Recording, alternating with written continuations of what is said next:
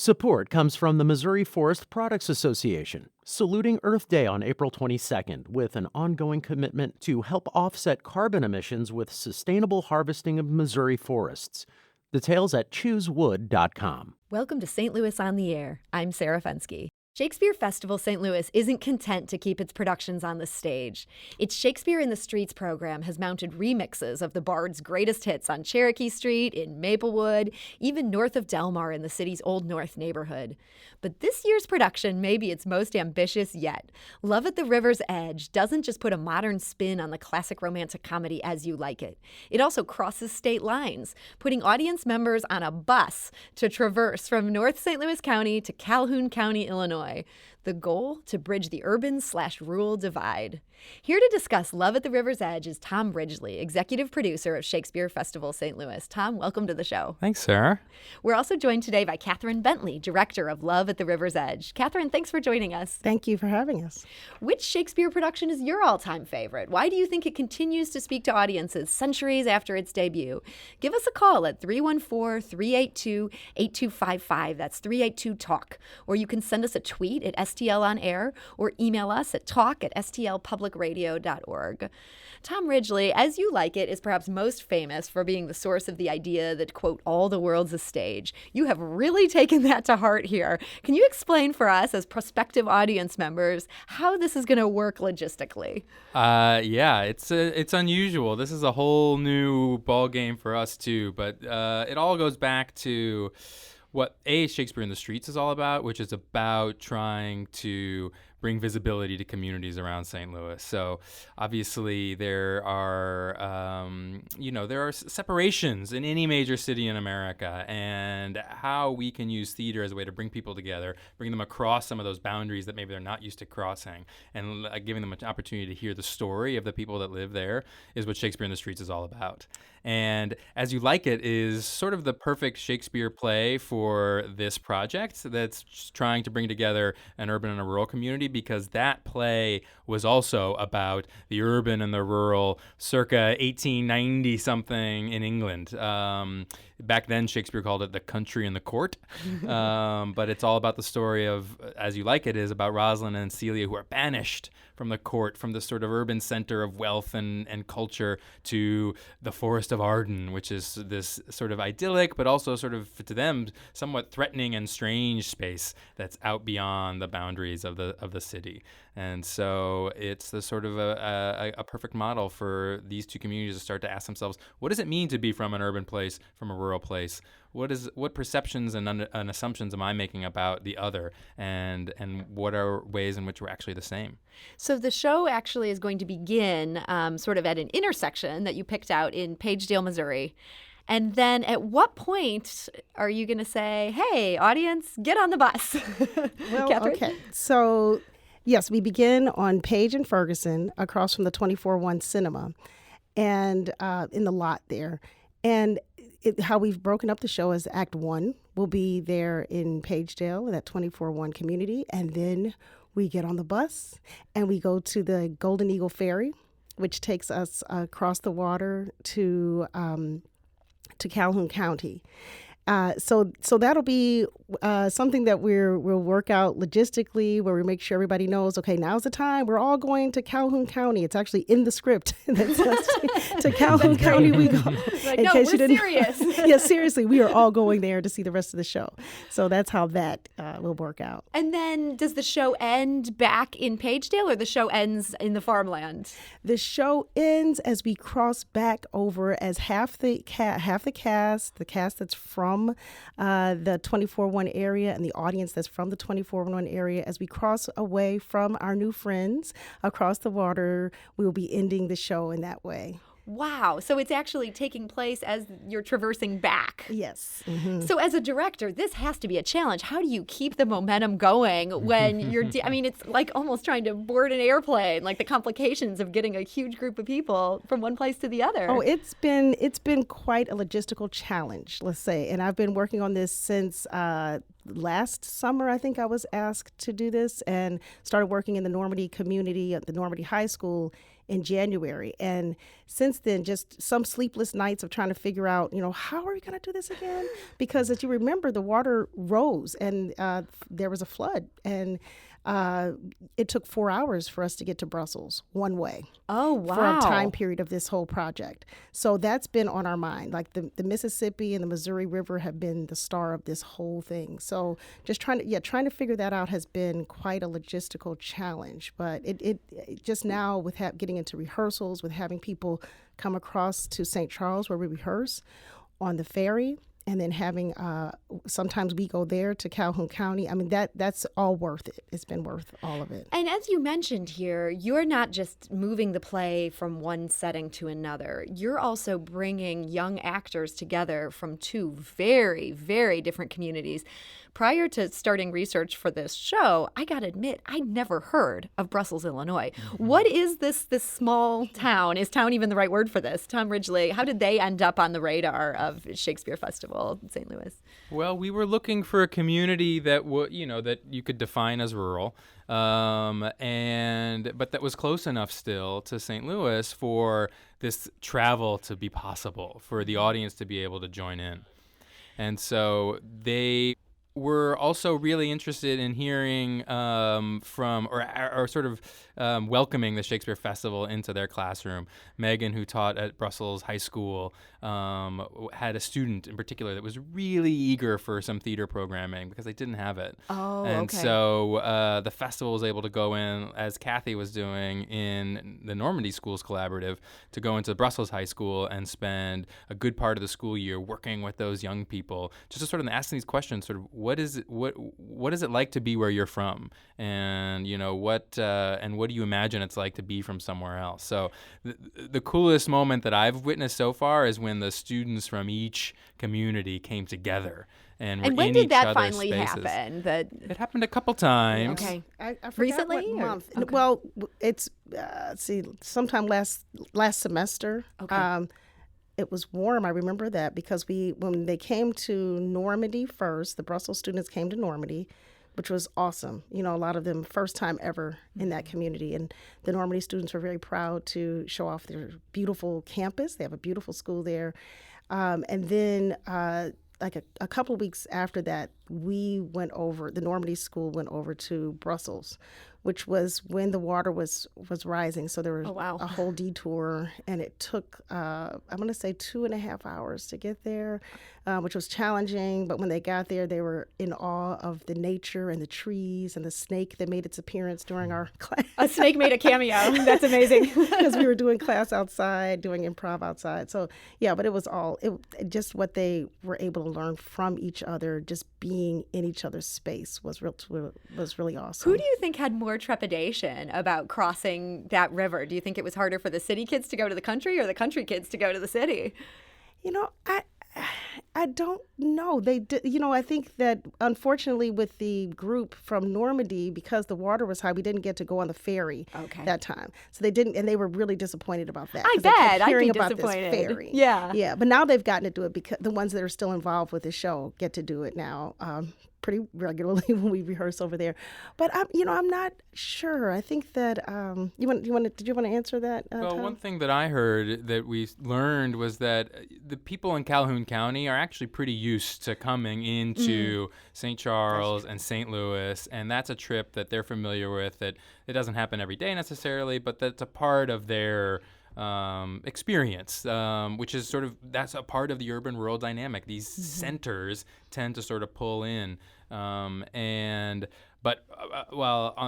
the reverse is not necessarily true. Like you said, you'd never heard of Brussels. Yeah, I had never heard of Brussels. So many people I talked to hadn't heard of Brussels, and it's right there. Yeah. And so I think I wasn't there, but I think for the Normandy kids to make the trip into Brussels was probably more of a novel experience. As it That's probably would be for true. any of us. Yes. Yeah. Yeah, that's true. I feel like Shakespeare, his comedies often rely on misunderstandings. And yet when misunderstandings happen in real life across racial lines, across socioeconomic lines, sometimes nobody's laughing. It's not quite as funny. Were you concerned about the potential for these kids to wound each other without even meaning to?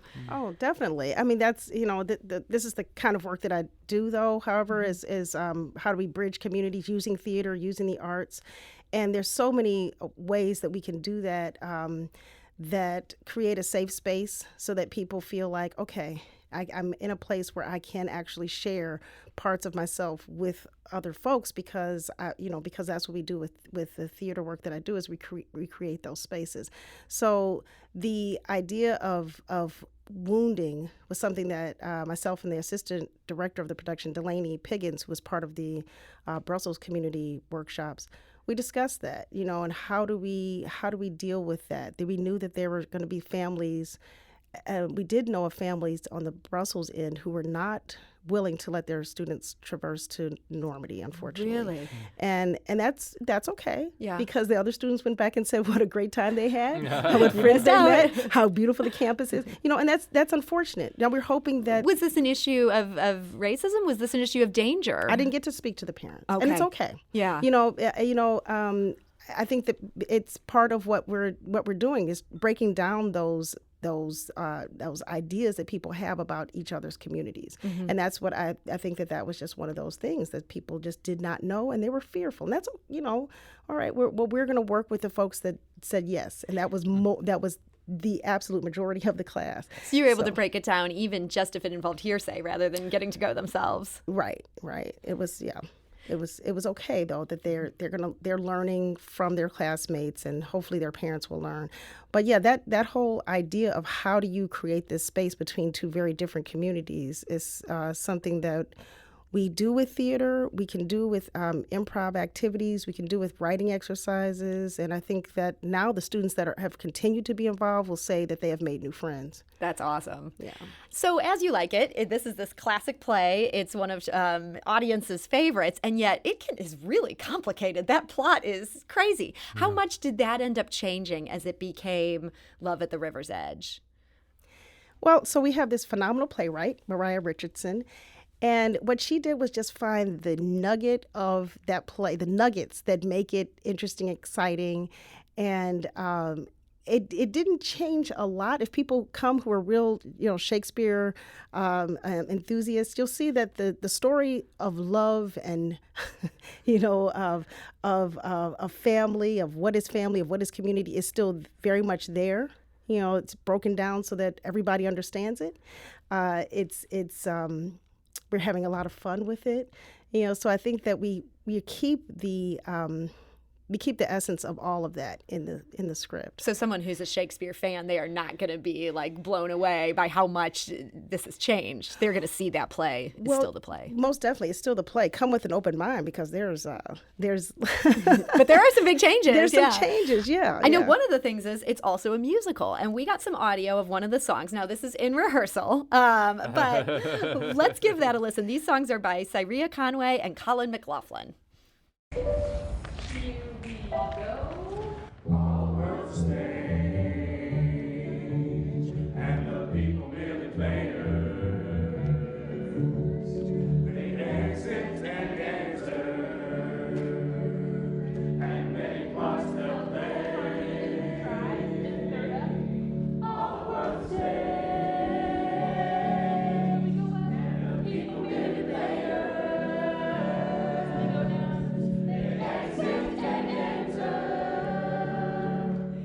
That's the cast of Love on the River's Edge, which is the new production of Shakespeare in the Streets. Kathryn Bentley, I saw you kind of reacting to that. That was a pretty early rehearsal, right? It was. That's what, as a director, I'm like, oh no, how did this get out? It's so early. And also our lead performer in the piece who plays Adam is Anita Jackson. And she wasn't there the day I think that you recorded. And she's, if you don't know Anita Jackson, well known in St. Louis community for being a phenomenal artist, songstress, she'll be singing that which is actually beautiful. And a really good lead vocal on that song. Yeah. And we've tightened up the harmonies quite a bit. How much music overall is in this production, Tom?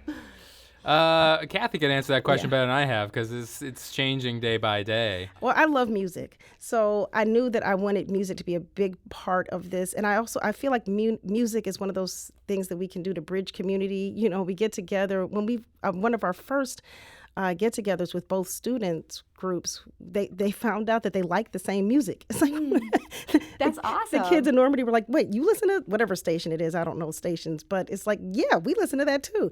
And so I just feel like music bridges us. You know, for some of us, for some performers, it makes you feel really good and shine. For some of us, it makes us feel really like, oh gosh, I'm never going to get this, but I know that they will. You know, so there's music involved throughout the play, and hopefully we'll teach some of our audience some of the music. So we heard that excerpt of All the World's a Stage, but that isn't just an opening image. In that monologue, Shakespeare really goes deep on that metaphor throughout the stages of a man's life. Did you keep a lot of the original language, or did you want to make it more accessible for the young performers? There's in that monologue, a lot of that original language is kept throughout. Such a great monologue. I'm glad you kept it. It is. It's kept, and it's going to be performed in a way that you may not have seen it before by Anita Jackson. And throughout the play, it goes back and forth. Mariah does this wonderful job of having colloquial language with Shakespearean language, and it goes back and forth. You'll hear, people say things that, teenagers really helped us with the beginning of this script. So you'll hear them saying, some of the characters saying things like, oh, okay, how did that pop into the Shakespeare language? But that's what makes it really accessible. Now, you heard us ask earlier in the hour we wanted to ask listeners for some of their picks for their favorite Shakespeare shows.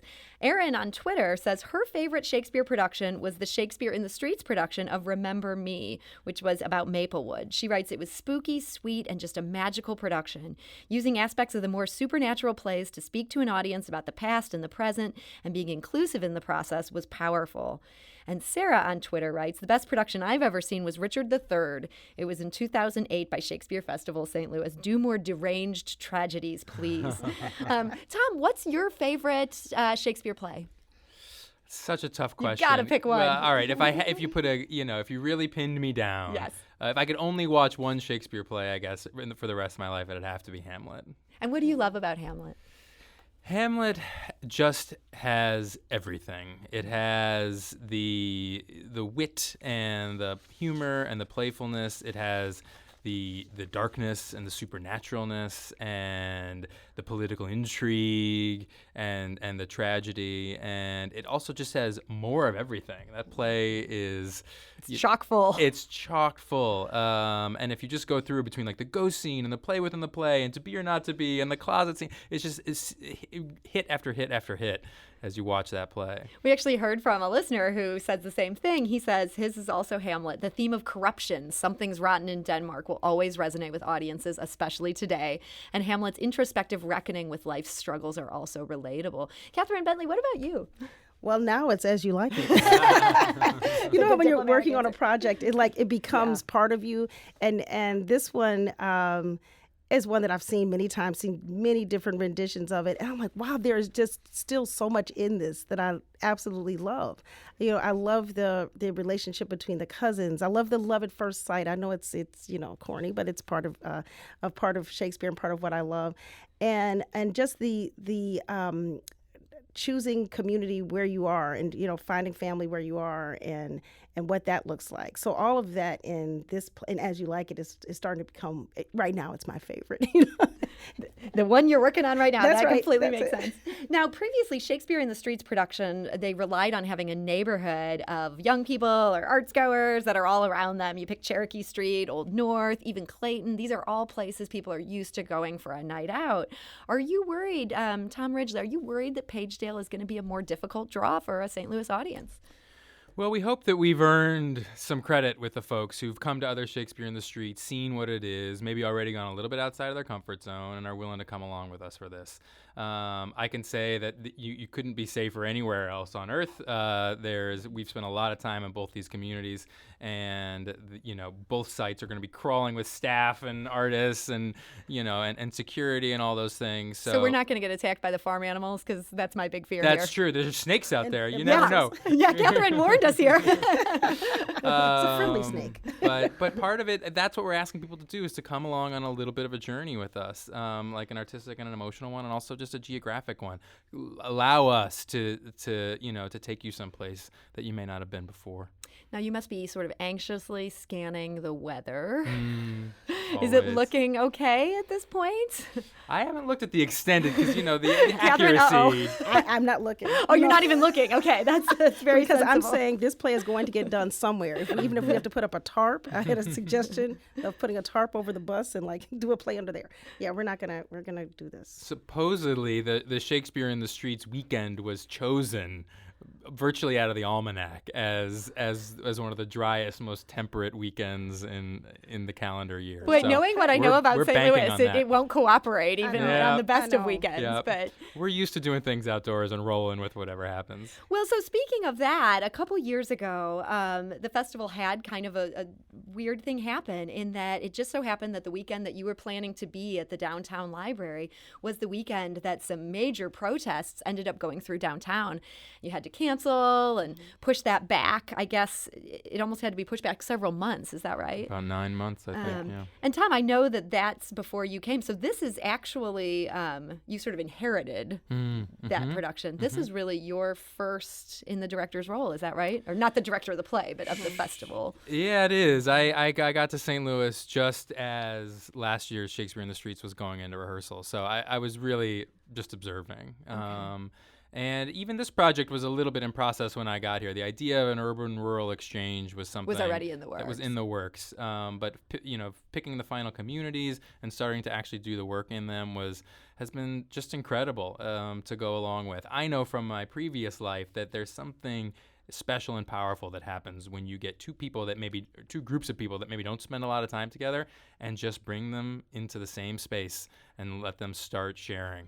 And so it's been really fun to watch that happen here in St. Louis. And on that note, we're out of time here, but that was Tom Ridgely of Shakespeare Festival St. Louis. Tom, thanks for joining us. Thank you, Sarah. We were also joined today by Kathryn Bentley, who's the director of Love at the River's Edge. Kathryn, thanks for being here. Thank you. You can catch Love at the River's Edge Friday, September 13th and Saturday, September 14th at 7 p.m. More info at sfstl.com. That's Shakespeare Festival St. Louis.com. This is St. Louis on the Air on St. Louis Public Radio, 90.7 KWMU.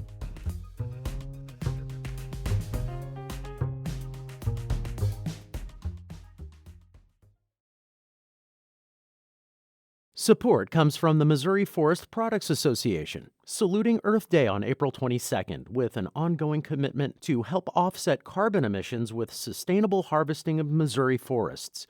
Details at choosewood.com.